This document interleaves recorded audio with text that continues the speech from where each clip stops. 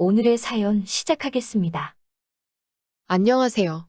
저는 회사원이고 올해로는 32살이 되는 여자입니다. 결혼한 지 올해로 3년이 넘어갑니다.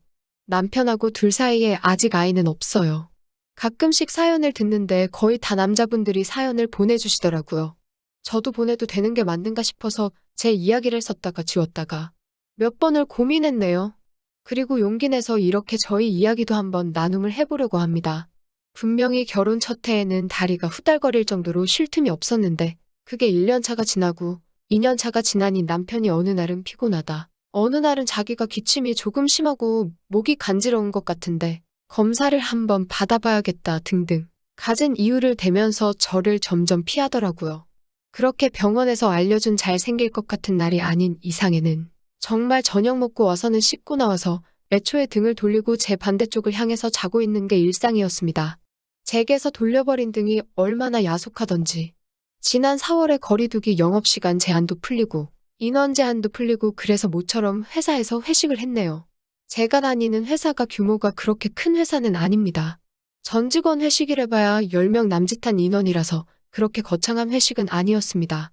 그런데 이게 인원 제한 풀렸다고 급작스럽게 시작한 회식이라 메뉴를 뭘 먹을지 정하지를 않았어요. 그래서 회사 주변 번화가를 뱅글뱅글 돌다가 결국 근처에 있는 장어집으로 정해 회식을 하게 되었습니다. 한 마리당 가격이 어마무시했는데 다들 자기 돈 나가는 거 아니라고 양이 꽤 많았는데도 인원수대로 시키다 못해 추가를 해서 먹더라고요. 술도 많이 마시고 배가 터지도록 먹었는데 다들 오랜만에 술 마시러 나와서 그런가 입가심을 하자고 2차들을 가자고 그러더라고요. 1차 때 장어집에서 엄청나게들 마셔서 술들이 조금 된 상태에다가 배도 많이 불렀을 텐데 더 들어가는 게 정말 신기하더라고요. 저는 그래서 2차 가서는 그냥 생맥주를 하나 시켜서 조금씩 나눠 마시고 있었습니다. 그런데 다들 저보고 술이 엄청 세다고 놀라더라고요.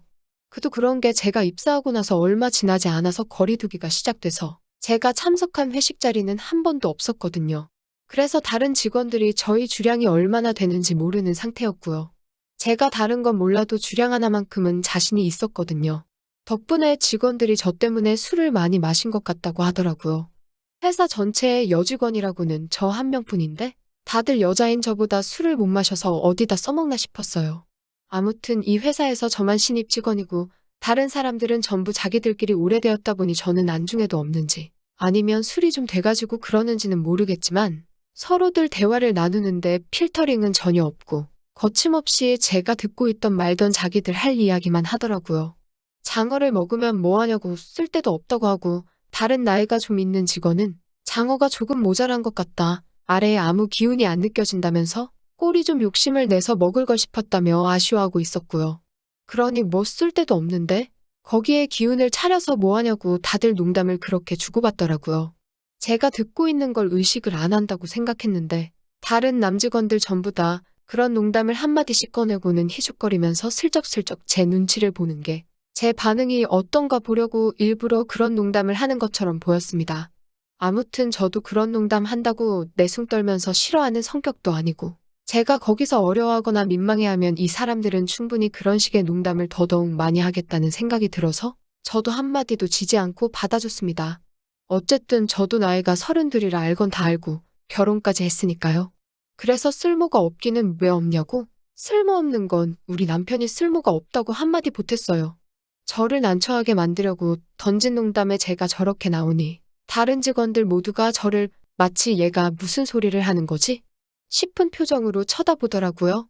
그러면서 제 이야기가 궁금했는지 술을 더 시키더니 제가 마시고 있던 맥주잔에 소주를 들이부으면서 저보고 수맥으로 마시라고 하더라고요.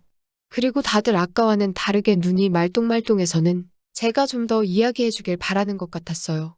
조금 당황스럽긴 했죠.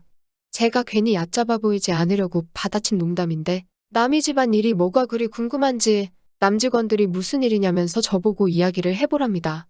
솔직히 이 사람들이 제 이야기를 들어주려는 생각이 있나 싶은 것보다 혹시나 제가 남편에게서 느끼는 부족함을 자기들이 채워줄 수는 있지 않을까? 호시탐탐 기회를 노리려는 것처럼 보였어요. 그래서 저는 이제 올해로 결혼 3년 차에 접어드는데 남편이 해가 바뀔수록 힘이 빠지는 게 느껴진다. 뭐 이런 이야기를 하게 되었네요. 저도 술이 조금 올랐는지 그동안 쌓인 게 많았는지 남직원들 사이에서 제가 먼저 꺼내기는 조금 나부끄러운 이야기이긴 했는데 한 가지씩 꺼내기 시작하니까 자연스럽게 끝도 없이 그동안 쌓여있던 게 한 번에 쏟아져 나오더군요. 그런데 그 직원들이 전부 다 남편한테 공감하는 거 아니겠어요. 그러면서 인생이 원래 그런 거라고 하면서 연인이 부부가 되고 부부는 다시 가족이 되는 거라고 하면서요. 원래 가족끼리는 그러는 거 아니라면서 말이죠. 남편이 피곤한 것도 이해해줘야 한다는 거예요. 그런데 좀 어이가 없더라고요. 저도 회사 다니는 맞벌이 부부인데 저는 안 피곤하고 남편만 피곤한 건 조금 불공평하다고 따졌더니 자세하게 설명해 주지는 않지만 남자는 다르다고 하는 겁니다. 그래서 저도 듣다 화가 나니 당신들도 우리 남편하고 똑같이 그러느냐 따졌습니다. 그런데 보니까 전부 다 고개를 끄덕이는 게 그 자리에 있는 모든 사람들이 다 리스더군요.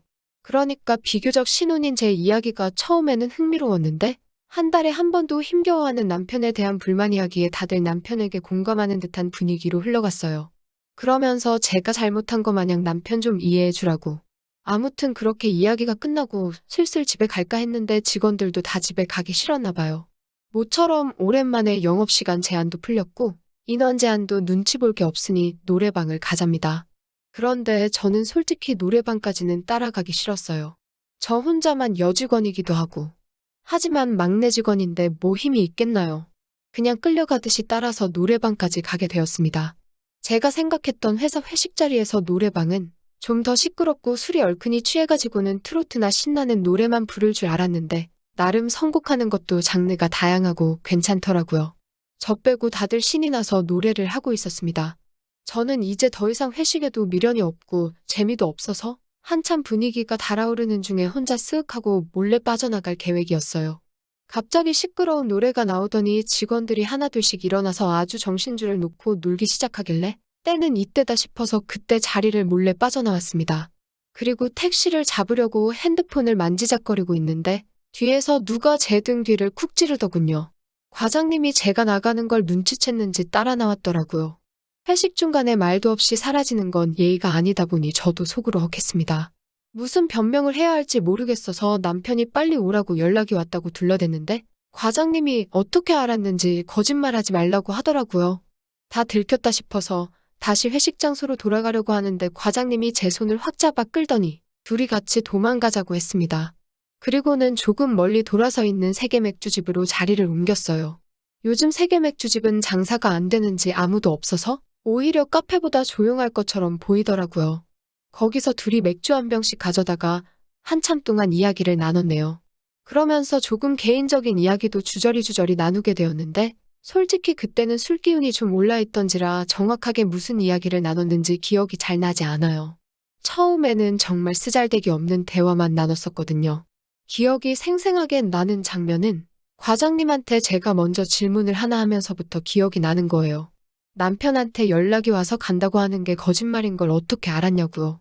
그러니 과장님이 하는 말이 나도 남편이고 맞벌이 부부라서 알고 있다고. 남자들은 보통 아내가 회식에 가서 늦는데 연락이 없으면 그건 아내가 늦으면 늦는 대로 일찍 잠들었거나 아내가 회식 중인 틈을 타서 친구들하고 같이 한 잔 땡기고 있거나 둘 중에 하나밖에 없다고 합니다. 남편이 여태 안 자고 기다리면 그건 기다리는 대로 남편이 위처증이 있거나 아내에 대한 신뢰가 부족한 거니 애초에 회식 자리에 나오질 않았거나 1차에서 집에 갔을 거라고 하는 거예요. 완전히 과장님한테 간파를 당해버렸으니 마치 제 머릿속을 전부 다 홀랑 보여준 것만 같은 기분이 들더라고요. 얼굴이 홍당무 마냥 새빨갛게 되는 게 느껴질 정도였어요. 그런데 또 반대로 생각하니 과장님이 남편 입장에서 생각해 상황을 맞추었으니 저도 와이프 입장으로 과장님 아내분이 과장님을 기다리고 있는지 아닌지가 대충 예상이 되더라고요. 그래서 과장님한테 말했어요. 과장님도 저랑 같은 상황이신 것 같다고 하니 과장님이 무슨 이야기를 하나 고개를 바짝 채 가까이 대고 이야기를 들으려고 하더라고요. 제가 과장님 아내분이었으면 지금 이 시간쯤이면 회식이고 뭐건 간에 10분 간격으로 연락을 했을 거라고요. 그런데 그게 아니라면 과장님 아내분도 지금 과장님이 어디서 뭘 하는지 신경도 안 쓰고 관심도 하나도 없을 테니 과장님 부부도 저희 부부나 마찬가지인 상황이 아니겠냐고 넌주시 떠보듯이 물어봤습니다. 과장님은 놀라는 기색도 없이 그걸 이제 눈치챘냐고 말하더라고요. 아까 이미 장어집에서 이야기한 대로라고 하면서 회사 다니는 전 직원이 지금 우리랑 같은 상황일 거라고. 의리상으로 부부라고 하는 거지. 집에서는 서로 살갑만 스쳐도 짜증이 나는 상황일 거라고 합니다. 너무 충격적이었어요. 저는 결혼 3년 차밖에 안 돼서 불만을 가졌을 뿐인데 과장님 말을 들어보니 사랑의 유통기한은 2년 정도라고 하면서 그마저도 콩깍지가 벗겨지면 그냥 헤어지지 못해 살고 있을 뿐이지. 아마 100 중에 90 모든 부부들이 우리처럼 살고 있을 거라고 하더군요. 그래서 제가 말도 안 되는 소리 하지 말라고 그러면 세상의 부부들이 심심해서 어떻게 사냐고 학을 떼면서 대답을 했어요. 그러니 과장님이 하는 말이 심심한 건 알아서 풀으면 되는 것 아니겠냐고 하면서 제 눈치를 보더라고요. 그때 딱 알았네요. 과장님이 원하는 게 뭐고 노래방에서 몰래 나가는 저를 따라온 것부터 집에 그냥 가도 된 건데 이렇게 3차 자리를 따로 만든 것까지 그리고 1차 때부터 제가 스스로 말하기 조금 민망할 정도의 개인사를 말하게 만들었잖아요. 그렇게 과장님하고 맥주집을 나와서 아침이 밝기 직전이 돼서야 집에 돌아가게 되었네요. 과장님 덕분에 따로 씻을 필요는 없어서 집에 와서 양치만 하고 잠들 수 있었어요. 집에 돌아와서 보니 남편은 주말이라고 혼자 있는 저녁을 아주 신명나게 즐기다가 뻗어버린 것 같더라고요. 제가 아침이 다 돼서 들어온 것도 모르고 부스럭대는데도 세상 모르게 자고 있었으니까요. 다음 주가 돼서 출근했더니 과장님이 출근을 안 했더라고요. 아침이 다 돼서 저랑 같이 나왔으니 집에서 혹시 무슨 일이 난 게 아닌가 걱정이 되던 차였어요. 그런데 회사 이메일로 과장님한테 연락이 오더라고요. 거기에는 과장님 집 주소가 써 있었고 아내는 출근 중이라 집에 없다고. 오고 싶으면 오라고 이메일이 와 있었어요. 저도 딱히 일정이 없었기 때문에 회사에 말해서 몸이 안 좋은 것 같다고 반차를 내고 퇴근했습니다. 과장님이 회사 근처에 살아서 찾아가는데 어려움은 없었어요. 아니나 다를까 다 왔다고 말하기가 무섭게 과장님이 집 앞으로 저를 데리러 나오더군요. 신축 아파트라 부담스러운 게 있었어요. 아무래도 주차장에 들어가는 것부터 제 차 번호까지 다 기록이 남는 데다가 아파트 현관부터 엘리베이터까지 다 기록에 남으니까요. 그래서 과장님한테 밖에서 보는 게 더 좋지 않겠냐고 물어보니 걱정 말라고 하더라고요. 저는 너무나도 걱정이 되는데 과장님은 뭐가 그렇게 자신이 있는가 싶었습니다. 아마 사각지대는 없을 텐데 최대한 몸을 숨겨가며 과장님 집에 들어왔어요. 그리고 과장님이 저한테 말해주기를 그날 맥주집에서 제가 과장님 아내분에 대해서 추측한 게 반은 맞고 반은 틀리다고 했습니다. 그게 무슨 소리냐고 물었더니 과장님 부부는 이미 그런 걸 초월했다고 하고 결혼 생활은 유지하되 자유로운 만남에 대해서 서로 터치하지 않기로 하는 것까지 합의를 했다고 하는 거예요. 말인즉슨 과장님 부부는 아이도 있고 사회적인 눈치도 있으니 서로 자유로운 만남을 추구하면서 가족의 형태를 유지하는 사이가 되었다고 합니다. 저도 처음 알았어요. 그렇게 사는 사람들이 있는지 말이죠. 솔직히 저로서는 이해가 잘 가지 않았어요. 그렇게 만나서 허울뿐인 부부 사이를 유지하는 게 뭐가 큰 이유가 있나 싶었거든요. 과장님은 아이의 올바른 정서 발달을 위해서가 가장 큰 이유라고 했고 어차피 두 사람이 서로 사랑해서 결혼했다는 사실은 바뀌지 않는다는 말이었어요. 하지만 과학적 사랑의 유통기한이 지내버린 두 사람인데 그걸 사회적 눈치 때문에 억지로 서로를 구속할 수는 없다는 결론에 다다랐다는 거죠. 그래서 서로 자유롭게 연애를 하며 연애 상대가 누구인지 일절 관심 갖지 않기로 했답니다. 단 아이에게 좋은 부모의 역할을 해주기와 자유로운 연애일 뿐이지 이혼은 하지 않는 걸 가장 우선적인 전제 조건으로 말이죠. 아직 이해가 가지는 않지만 그래도 매일 똑같기만 한 결혼 생활인데 어떻게 보면 활력소가 될 수도 있겠다는 생각이 들었어요. 과장님과는 자유로운 만남을 가지고 있기는 한데 남편에게 아직 말하지 못한 것도 활력소가 될 수도 있는 이 방법이 어떻게 보면 남편과 저 사이를 파탄으로 이끌어 갈 수 있겠다는 생각이 들었기 때문일까요? 저를 만나는 데 있어서 아무 걱정 없는 과장님을 보면 저도 언젠간 남편에게 말하는 게 마음의 짐이 한풀 덜어지지 않을까 하는 생각이 드네요. 하지만 역시 남편에게 말하지 못하는 건 남들이 볼 때 떳떳하지 못한 이 상황을 남편이 이해하지 못할 수도 있기 때문이 아니겠어요? 그래도 저는 나름 행복합니다. 부족함을 참아가며 매일같이 스트레스 받는 것보다 부족함을 채우고 나서 남편에게 화풀이 하지 않고 스트레스 받지 않으며 제 가정을 위해 충실할 수 있는 이 지금이 말이에요.